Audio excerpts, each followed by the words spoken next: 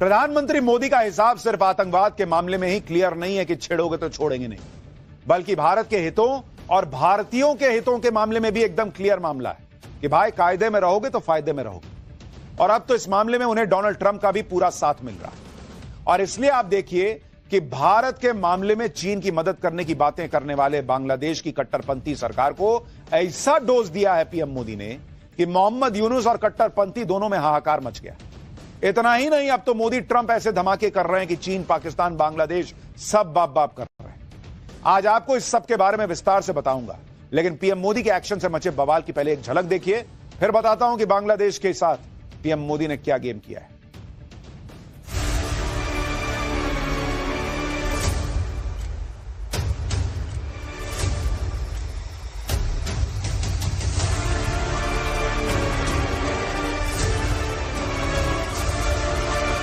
The facility, therefore, has been withdrawn with effect from 8th April 2025. I did a 90-day pause for the people that didn't retaliate. सबसे पहले बात बांग्लादेश के अंतरिम PM Mohammad Yunus की, जो चीन के कंधे पर चढ़कर उछलने की कोशिश कर रहे हैं। लेकिन प्रधानमंत्री मोदी ने एक ही झटके में मोहम्मद यूनुस को उनकी जमीन दिखा दी और बता दिया है कि कायदे में रहते तो फायदे में रहते। भारत ने बांग्लादेश को दी गई ट्रांसशिपमेंट फैसिलिटी को छीन लिया। बांग्लादेश की मदद के लिए यह फैसिलिटी साल 2020 में दी गई थी। इस फैसिलिटी की वजह से बांग्लादेश अपने सामान को भारतीय बंदरगाहों और एयरपोर्ट के रास्ते दूसरे देशों को एक्सपोर्ट करता और मोटा मुनाफा कमाता था। सुनिए बांग्लादेश को लगे झटके पर भारतीय विदेश मंत्रालय ने क्या कहा है, फिर आपको बताऊंगा कैसे पीएम मोदी ने एक ही झटके बांग्लादेश की दुकान बंद कर दी। The transshipment facility extended to Bangladesh had over a period of time resulted in significant congestion at our airports and ports. Logistical delays and higher costs were hindering our own exports and creating backlogs. The facility, therefore, has been withdrawn with effect from 8th April 2025. Bharat सरकार के इस फैसले से बांग्लादेश को कैसे झटका लगा है, इसके बारे में आपको आगे विस्तार से बताऊं। पहले यह भी समझ लीजिए कि आखिर यह ट्रांसशिपमेंट फैसिलिटी होती क्या है जिससे बांग्लादेश में हाहाकार मच गया है। ट्रांसशिपमेंट वो सुविधा है जिसमें एक देश से निकला हुआ माल सीधे डेस्टिनेशन कंट्री तक नहीं जाता है, बल्कि पहले किसी तीसरे देश के बंदरगाह या सीमा से होकर गुजरता है, फिर तीसरे देश से माल को जहाज में डालकर, ट्रक में, ट्रेन में लादकर आगे भेज देते हैं। आसान भाषा में कहें तो एक देश से दूसरे देश को निर्यात के दौरान बीच में पड़ने वाले तीसरे देश के बंदरगाहों, हवाई अड्डों या सड़क को इस्तेमाल करने की सुविधा को ट्रांसशिपमेंट फैसिलिटी कहते हैं। भारत ने बांग्लादेश के खिलाफ यह कदम तब उठाया जब बांग्लादेश पहले ही ट्रंप के टैरिफ वॉर की मार से उबरने का रास्ता तलाश रहा। बांग्लादेश की दिक्कत यह है कि उसे अब एक्सपोर्ट के लिए अपने ही देश के एयरपोर्ट और बंदरगाहों पर निर्भर रहना होगा। लेकिन बांग्लादेश के बंदरगाह और एयरपोर्ट पहले ही भीड़भाड़ और सीमित क्षमता से जूझ रहे। दूसरी तरफ भारतीय बंदरगाहों की तुलना में बांग्लादेश के बंदरगाहों की कनेक्टिविटी कम है, जिससे शिपिंग में लगने वाला समय और लागत बढ़ जाएगा। इससे बांग्लादेश के स्मॉल और मीडियम एक्सपोर्ट्स को मोटा नुकसान होगा, क्योंकि बांग्लादेश को अपने यहां से एक्सपोर्ट करने में भारत की तुलना में करीब 3 गुना ज्यादा खर्च करना पड़ता है। ऐसे में अब जब बांग्लादेश सारा एक्सपोर्ट अपने एयरपोर्ट और बंदरगाहों से करेगा तो पहले ही टैरिफ वॉर से करा रहा बांग्लादेश का कपड़ा उद्योग बाप बाप करने लगेगा, उसको सबसे ज्यादा मार पड़ेगी, जिसके एक्सपोर्ट की बांग्लादेश की इकोनॉमी में हिस्सेदारी 80% से अधिक है। बांग्लादेश के कपड़े और दूसरे प्रोडक्ट्स का सबसे बड़ा बाजार यूरोप और अमेरिका में है।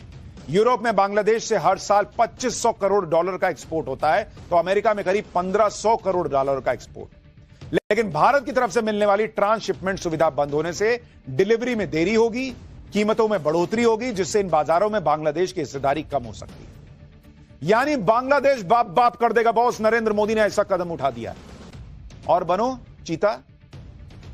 ट्रांसशिपमेंट सुविधा मिलने की वजह से बांग्लादेश को किस तरह फायदा हो रहा था उसके बारे में आपको बताता हूं। सड़क मार्ग से आने पर बांग्लादेश से बेनापोल और पेट्रापोल बॉर्डर के जरिए दिल्ली तक दूरी करीब 1900 किलोमीटर है। इतनी लंबी दूरी होने के बावजूद बांग्लादेश से रोजाना 25 से 30 ट्रक दिल्ली पहुंचते हैं, क्योंकि इतनी लंबी दूरी तय करने के बावजूद बांग्लादेश के लिए दिल्ली से एक्सपोर्ट करना सस्ता पड़ता था। क्योंकि दिल्ली एयरपोर्ट पर बांग्लादेश के एक्सपोर्ट्स के मुकाबले चार्ज 3 गुना कम था। उदाहरण के लिए ढाका के एयरपोर्ट से यूरोप के किसी डेस्टिनेशन तक 1 किलोग्राम कपड़ों को ले जाने में $3 यानी करीब 258 करोड़ रुपए का खर्च आता है। लेकिन 1 किलोग्राम कपड़ा अगर दिल्ली एयरपोर्ट से यूरोप के उसी डेस्टिनेशन तक भेजना हो तो इस पर खर्च घटकर $1.25 यानी करीब 103 रुपए रह जाता है। पहले 258 रुपए लगना है जो कि आप अगर बांग्लादेश से भेज रहे हैं, लेकिन भारत से भेज रहे हैं तो 103 रुपया, मतलब आधे से भी कम।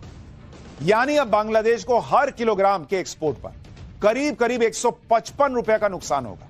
और दिल्ली एयरपोर्ट के सूत्रों के मुताबिक रोजाना करीब 1500 टन यानी 15 लाख किलोग्राम बांग्लादेशी प्रोडक्ट्स का एक्सपोर्ट पश्चिमी देशों को होता है। ऐसे में बांग्लादेश को अब हर रोज 23 करोड़ से ज्यादा का नुकसान तो सिर्फ दिल्ली एयरपोर्ट तक नहीं पहुंच पाने की वजह से होगा। डेली 23 करोड़। रिपोर्ट्स के मुताबिक शिपमेंट फैसिलिटी बंद होने से बांग्लादेश की एक्सपोर्ट कॉस्ट 15 से 20% बढ़ जाएगी और उसे सालाना 17,000 करोड़ रुपए का घाटा होगा। यानी नरेंद्र मोदी सरकार का एक फैसला और बांग्लादेश के 17,000 करोड़ रुपए हो गए स्वाहा। दरअसल पीएम मोदी ने अपनी नेबर फर्स्ट पॉलिसी के तहत बांग्लादेश को छोटा भाई मान लिया और उसे ट्रांसशिपमेंट की फैसिलिटी दे दी। ठीक है, तुम मेरे यहां से कर लो, जाओ, कोई बात नहीं।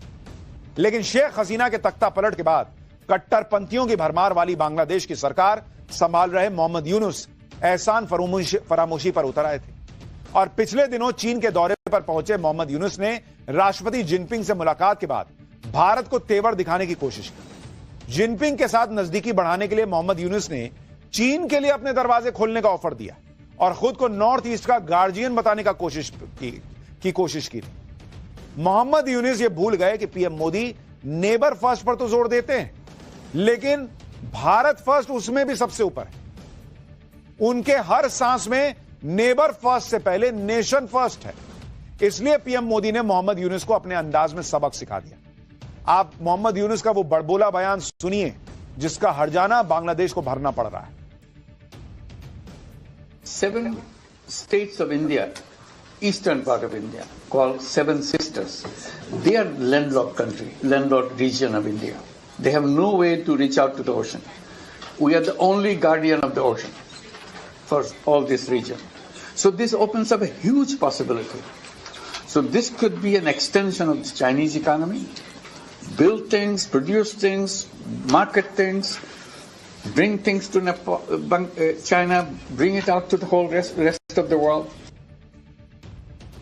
ये मोदी का नया भारत है। ये बुखार उतारना जानता है। आपको याद होगा ऐसे ही वो मोहम्मद मोइजू कूद रहा था चीन के गोद में जाके बैठने के लिए। एक तस्वीर नरेंद्र मोदी की आई थी और 4 एक्शन हुए थे। भाई जो है वो दौड़ा दौड़ा भारत के पास आया कि गलती हो गई बॉस। वैसे ही अब बुखार उतार दिया गया है बांग्लादेश का। पीएम मोदी से मुलाकात के दौरान ट्रंप पहले ही कह चुके थे कि बांग्लादेश से पीएम मोदी खुद निपट लेंगे और आज पीएम मोदी ने एक ही झटके में बांग्लादेश की दुकान को बंद करके यह साबित कर दिया। दूसरी तरफ जिस चीन के दम पर मोहम्मद यूनुस भारत को आंख दिखाने की कोशिश कर रहे थे, उस चीन का इलाज मोदी के दोस्त ट्रंप टैरिफ वॉर के जरिए हर रोज कर रहे हैं। अब तो दुनिया भर के एक्सपर्ट मान चुके हैं कि ट्रंप के टैरिफ वॉर का असली टारगेट तो चीन है और इसकी वजह बताता हूं। दरअसल ट्रंप ये अच्छी तरह जानते हैं कि चीन दुनिया के सबसे बड़ा मैन्युफैक्चरर है और पूरी दुनिया में मैन्युफैक्चरिंग सेक्टर में चीन का मार्केट शेयर 30% से ज्यादा है। इसी वजह से चीन को दुनिया की दुकान कहा जाता है। चीन मैन्युफैक्चरिंग सेक्टर में अमेरिका ही नहीं बल्कि पूरी दुनिया की जरूरतों को पूरा करता है। जिस तरह से आए दिन किसी न किसी मुद्दे पर चीन और अमेरिका के बीच तकरार हो रही है, फिर चाहे वो ताइवान का मुद्दा हो, पनामा नहर का हो या फिर इंडो पैसिफिक रीजन में वर्चस्व साबित करने की लड़ाई। इसलिए ट्रंप कई बार ग्लोबल सप्लाई चेन में चीन के दखल को कम करने की बात कह चुके हैं। ऐसे में माना जा रहा है कि ट्रंप के टैरिफ वॉर का असल मकसद चीन के मैन्युफैक्चरिंग सेक्टर की कमर तोड़ देना है। और इसके लिए अमेरिका के राष्ट्रपति डोनाल्ड ट्रंप ने टैरिफ वॉर को लेकर 2 बड़े ऐलान किए। पहला, भारत समेत सहयोगी देशों पर लगने वाले टैरिफ पर 90 दिन की रोक लगा दी और दूसरा, चीन के खिलाफ टैरिफ को बढ़ाकर 125% कर दिया। अब आप सोचिए कि भारत पर जो टैरिफ लगने की बात थी उसको तो 90 दिन का रोक दिया कि भाई चलो ठीक है, और दूसरी तरफ हम चीन पर लगा दिया 125% का टैरिफ। अब इसमें भारत का फायदा कितना ज्यादा है यह समझना कोई रॉकेट साइंस तो है नहीं। लेकिन यह समझना जरूरी है कि जिस तरह ट्रंप चीन पर लगातार टैरिफ बढ़ाते जा रहे हैं, उसका चीन पर असर क्या होगा। ट्रंप अब तक चीन पर 125% टैरिफ लगा चुके हैं। आसान भाषा में समझिए तो इसका मतलब यह है कि अब जो भी अमेरिकी बिजनेसमैन चीन से सामान इंपोर्ट करेगा, उसकी कीमत 125% बढ़ जाएगी। अगर चीन में बना सामान अमेरिकी बिजनेसमैन को पहले 1 लाख रुपए में मिलता था, तो अब टैरिफ बढ़ने के बाद उसकी कीमत दोगुनी से ज्यादा यानी करीब 2.25 लाख रुपए हो जाएगी। इससे चीन के एक्सपोर्ट में भारी गिरावट आ सकती है और इसका सीधा फायदा भारत को मिल सकता है, क्योंकि भारत में पिछले 10 साल में नरेंद्र मोदी ने मेक इन इंडिया को बढ़ावा दिया, भारत में ईज ऑफ डूइंग बिजनेस को बढ़ाया, भारत को मैन्युफैक्चरिंग हब बनाने का प्रयास किया। कई कंपनियां ऑलरेडी चीन छोड़कर भारत आ चुकी हैं। भारत कहेगा लो ना यार, मेरे से लो, छोड़ो चीन को। उधर बांग्लादेश को निपटाने का इंतजाम हो ही गया है, कपड़े भी भारत से लो, वो उससे लेने बांग्लादेश से लेने की क्या जरूरत। चीन पर लगातार बढ़ रहे टैरिफ के बीच भारत को बड़ी राहत मिल गई, जिसके पीछे पीएम मोदी की ठोस प्लानिंग है। पीएम मोदी ने चीन की तरह ट्रंप के टैरिफ पर तेवर नहीं दिखाया, ट्रंप के टैरिफ लगाने के ऐलान पर तुरंत रिएक्ट नहीं कर दिया, जैसा यहां कुछ लोग चाह रहे थे कि नरेंद्र मोदी पैर पटके कहेंगे देखो ऐसा कर। नहीं किया पीएम मोदी ने। पीएम मोदी ने इससे निपटने के लिए पहले ही होमवर्क करने का काम शुरू कर दिया। एक तरफ पीएमओ के दखल से भारत और अमेरिका के बीच ट्रेड डील फाइनल होने की पहल शुरू कर दी गई थी। इस बायलैटरल ट्रेड डील पर भारत और अमेरिका के बीच करीब करीब सहमति बन चुकी है।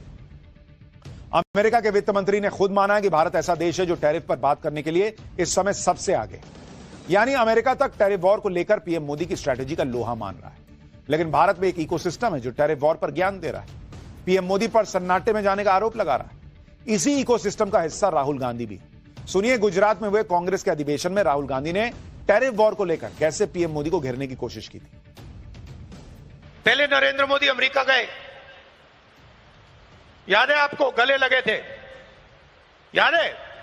इस बार गले लगने वाली फोटो देखी आपने? देखी? कहां गायब हो गई? राष्ट्रपति ट्रंप ने ऑर्डर दिया, जिनको मोदी जी अपने मित्र कहते हैं, ऑर्डर दिया, सुनो, इस बार गले नहीं लगेंगे, इस बार नए टैरिफ लगाएंगे। चू तक नहीं निकली, आज तक गायब है।